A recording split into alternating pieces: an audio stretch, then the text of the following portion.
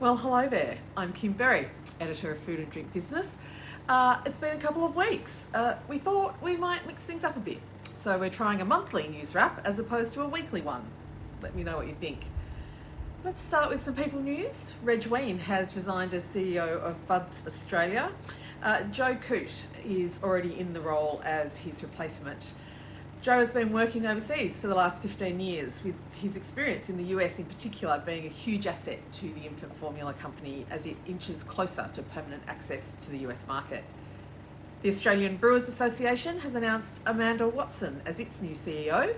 She was formerly a Deputy Chief of Staff to a Federal Minister, so I'm sure her skills in policy and advocacy and stakeholder engagement are well honed for the job. And for the first time in its 110-year history, Haig's Chocolates has appointed someone outside of the family as CEO. Peter Millard has the daunting task of taking the reins from Alastair Haig, who was CEO for the last 30 years.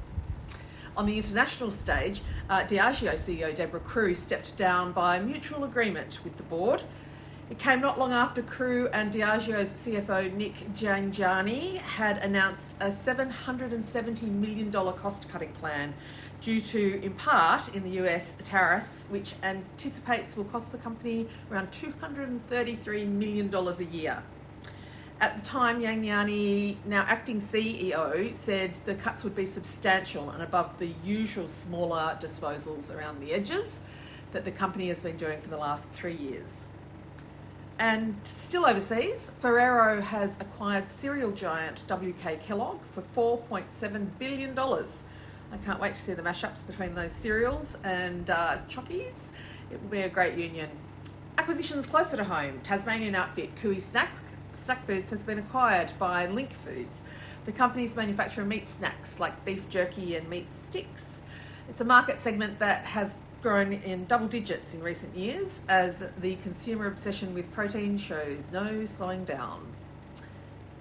And at the big end of town, KKR acquired poultry business Pro10 for a reported $1.3 billion. Pro10 produces almost a quarter of the chicken consumed every year in Australia.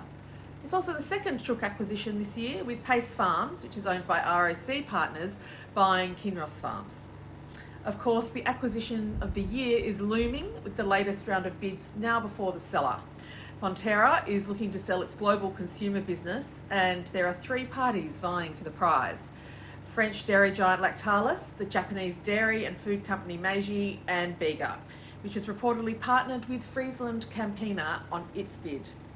Lactalis has already secured confirmation from the ACCC that it would not oppose the acquisition if its bid was successful. Bega has applied for a similar ruling, but it's waiting for the Commission's response. And staying with Bega, after a 12-month review, a lack of buyers and ongoing operating losses of $5 to $10 million, it's announced it will be closing the Peanut Company of Australia.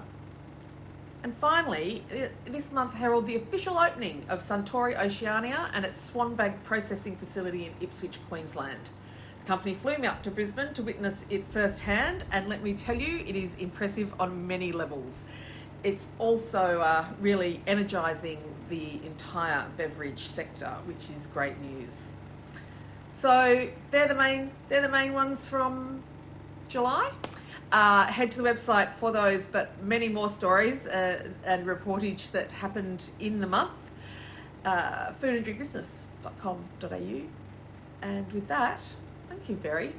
Lovely to see you all. Over and out.